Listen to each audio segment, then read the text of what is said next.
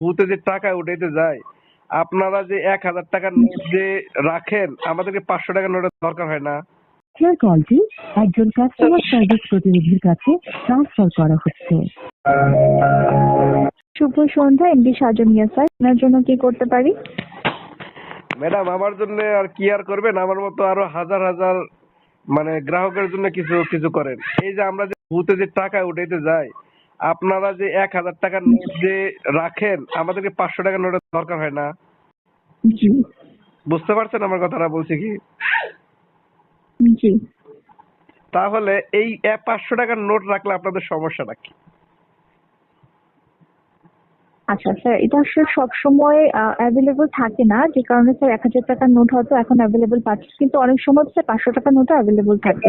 কোন ব্যাংকে আছে আমার যদি একটু দেখাইতেন, আমি অনেক খুশি হইতাম। সেই সেই ব্যাংকে যাইতাম আমি। বোট বাজার থেকে এখন টাকা উঠাইলাম, দেখেন 15,000 লেখা আছে 1000 টাকার নোট। গতকাল আমি ইয়াতে গেছি, কোথায় গেলাম, নোয়াখালী। এখানেও আপনার ভূতের সামনে লেখা আছে 1000 টাকার নোট। কালকে ওই 1000 টাকার নোট ভাঙ্গাইতে আমার যে কত হয়রানি হয়েছে আপনি জানেন? দুঃখিত স্যার বিষয়টার জন্য। কেউ দেয় না ম্যাডাম, কেউ কেউ দেয় না। দুঃখিত স্যার বিষয়টার জন্য। এখন আপনি কি কি বলবেন? আমি যে কথা বললাম এই কথার মানে ভিত্তিতে আপনি মানে কি কি কি বলার আছে আপনি?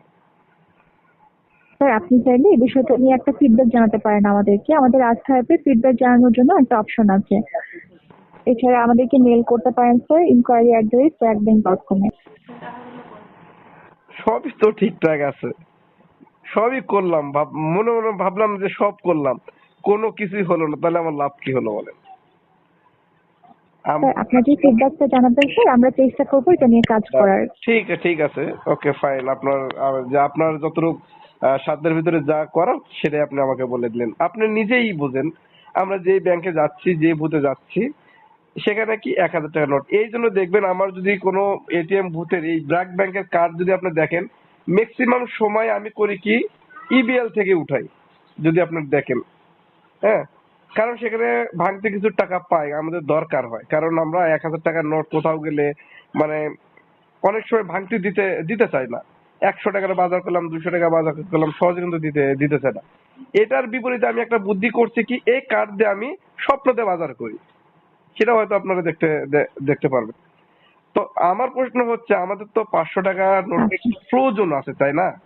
তো সেই নোটটা আমাদের জি আমাদের ব্র্যাক ব্যাংকের বুথে নাই, এখন তো আমাদেরই, তাই না? গ্রাহক জি এইটা নাই, বলেন। জি। স্যার আপনাকে ধন্যবাদ স্যার আমাদেরকে ফিডব্যাকটা জানানোর জন্য। আমি খুবই দুঃখিত স্যার, আপনি যেহেতু হ্যাসেল ফেস করছেন, আপনার অনেক হ্যাসেল হচ্ছে, যেহেতু 1000 টাকার নোট অ্যাভেলেবল আছে আর কোনো 500 টাকার নোট অ্যাভেলেবল নেই। স্যার আমাদের কিছু লেখা আছে ম্যাডাম, লেখা আছে যে 500 টাকার নোট নেই, 1000 টাকার নোট আছে, লেখা আছে ভূতে গায়ে। বুঝতে পারছি স্যার বিষয়টা।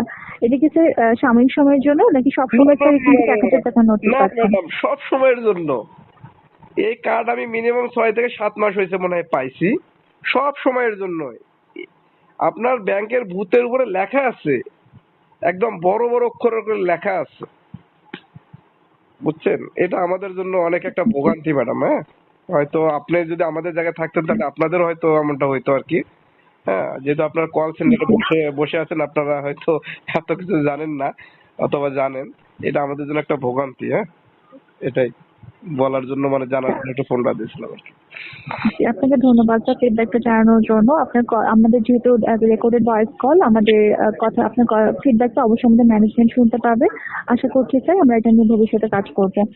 ওকে, ধন্যবাদ ম্যাম, আপনাকে অসংখ্য অসংখ্য ধন্যবাদ যে আমার রেকর্ডিংটা আপনার শোনাবেন।